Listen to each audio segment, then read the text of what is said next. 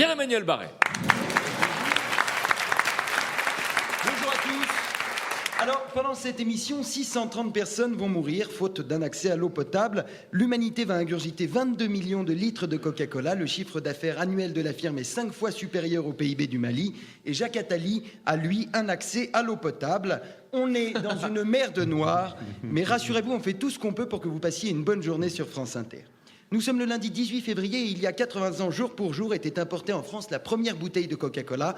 7 ans après, la Seconde Guerre mondiale embrase l'Europe. Coïncidence ? Non, bien sûr.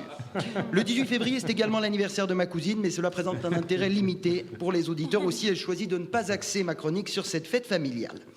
Alors avant toute chose, permettez-moi de vous faire part de ma déception. Frédéric, j'avais parié 30 € avec Daniel Morin que Sony ne reviendrait pas vivante de Brazzaville. Comme je t'aime bien, Sony, je ne suis pas vraiment triste d'avoir perdu, mais en revanche, je suis très fâché que Daniel, tu aies gagné. Et puis, avant d'entrer dans le vif de ma chronique du jour, je voudrais faire un petit point sur mes dernières chroniques avec les auditeurs. Souvenez-vous, il y a une dizaine de jours, je vous expliquais que la religion était une invention machiavélique destinée à asservir les peuples, que Dieu n'existait pas, et qu'au XXIe siècle, il était plus juste de dire « Martin Bouygues, qui êtes dans la tour de TF1, que votre règne arrive, etc. etc. » 24 heures plus tard, Benoît XVI démissionnait avec fracas, la foudre s'abattait sur le Vatican et Julien Courbet jouait son one-man show à Nice.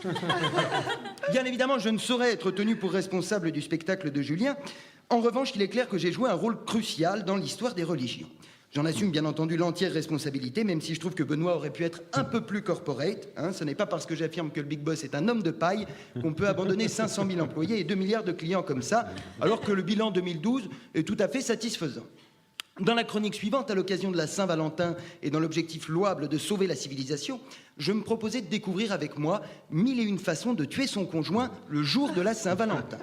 Quelques heures plus tard, Oscar Pistorius abattait sa compagne. Alors même s'il est flatteur de savoir que je prêche jusqu'à Pretoria, je vais devoir demander aux auditeurs de prendre mes paroles avec un peu plus de légèreté. D'autant que je prépare une chronique plaidoirie en faveur d'un génocide sur les personnes disgracieuses et je ne voudrais pas qu'il arrive du mal à Jacques Toubon. Voilà. Alors c'était un éclaircissement un peu long mais nécessaire. Il me reste donc peu de temps pour résumer l'actualité de la semaine, mais j'aime les défis. On a retrouvé de la viande de pape dans un cheval malien qui mangeait des lasagnes en haut d'une grue, mais heureusement, une météorite a euthanasié Nicolas Sarkozy. Voilà. Alors, je termine avec la blague de la semaine. Frédéric, je l'ai trouvé dans Charlie Hebdo. Vous savez que je suis un peu taquin avec Bernard-Henri Lévy, mais c'est bon enfant, c'est uniquement parce que je ne l'aime pas. Eh bien, figurez-vous que Bernard a encore fait des siennes. La semaine dernière, il s'est fait cambrioler. Bon, alors déjà, ça c'est drôle parce qu'on imagine les types repartir avec 500 chemises blanches, un sèche-cheveux, un fascicule sur la philosophie selon Philippe Bouvard. C'est également courageux de la part des cambrioleurs qui prenaient le risque de se retrouver nez à nez avec Ariel Dombal faisant des vocalises sous sa douche. Les délinquants ne reculent plus devant rien et ça, c'est très inquiétant.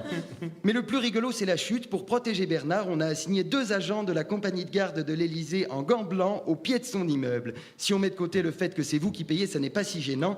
D'autant que François Hollande n'est pas menacé. La plupart des Français ignorent d'ailleurs qu'il est président. Merci de m'avoir écouté.